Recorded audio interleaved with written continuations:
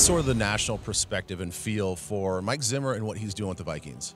Well, I've always been a Mike Zimmer fan outside of my journalistic duties. He's been really good to me. But, you know, Mike Zimmer is going to bring a good defense, and we'll see what happens with Everson Griffin and Xavier Rhodes. And, you know, the frustrating part of this league is you can have great players, but because of money, they're going to have to go somewhere else. And so I'm interested to see how they can keep that thing functioning. But then offensively, I think from a national perspective, is this team underachieved last year with a quarterback that was designated to be the difference in it advancing in Kirk Cousins in the playoffs. So, you know, Stephon Diggs was fantastic. Adam Thielen was outstanding. But, you know, what does this offense morph into with Stefanski and, you know, all the tools that this team has? And Dalvin Cook, to me, is one of the best backs in the league. So how are you going to use him better next year?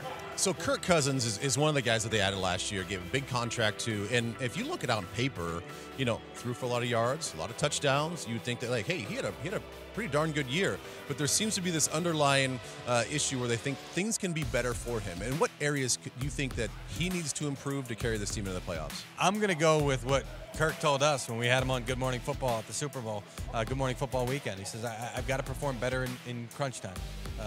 Whether it's a 2-minute drill at the end of the half or at the end of the game, this is what you're asked to do as an elite quarterback in this league, and he feels like he hasn't done it well enough. So that's the area where I'm looking at on paper.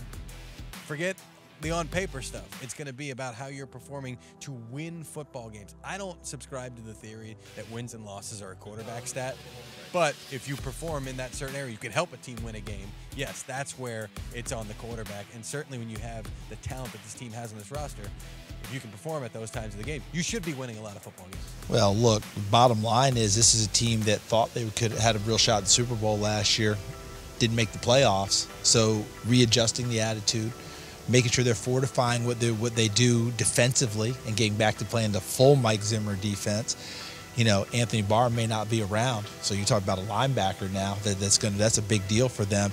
But he's going to have to be a do-it-all type linebacker, because the one thing I remember Mike Zimmer saying is, I really trust Anthony Barr, which meant I can put him in any situation, expect good play. Yeah, I can do so many different things. Yes. You know, when I look at this team offensively, not being able to run the football, I think, was a big frustration for everybody in the organization, and that starts with that offensive line. You got to get better. You got to find some upgrades in those positions. So we look at where they're positioned in the draft and look throughout the draft. I think there's a lot of good options along the interior of the offensive line, as well as you can find tackles a little bit deeper on in the group. Anybody at all that jump out to you that you can see as a fit with this football team? Well, I can see a number of them, but because the way that Mike Zimmer talked about running the football and being physical and knocking people to the side, he's not going to be at the top of the draft. Yeah. But we saw a kid who played at Charlotte. Oh, I love him. The frog stance. By the name of Nate Davis, yeah, who was as physical an offensive guard as we saw, I think, at the Senior Bowl. He fits what they want to get done, plus that type of attitude. Look, Quentin Nelson, what he did for the Colts last year and how he transformed the offense, I'm not saying it's that type of transformation, yeah, but that's the attitude I think Mike Zimmer's looking for. Plus, this is a guy that really enjoys hitting people. I mean, he enjoys knocking people on the ground. No question. Another one who does that is McGovern there at Penn State. Oh, yes. Who is a mauler, is a physical mauler. And you look at the makeup of that offensive line, adding a little bit more of that, I think, would make some sense there. So on to the Minnesota Vikings. Right now, they currently have the 18th pick, and a lot of people think that they need help at offensive line, which they do. What have you heard about the assessment of this offensive line? How's the depth of this offensive line, and maybe what they're thinking at 18? Well, it's deep and it's athletic.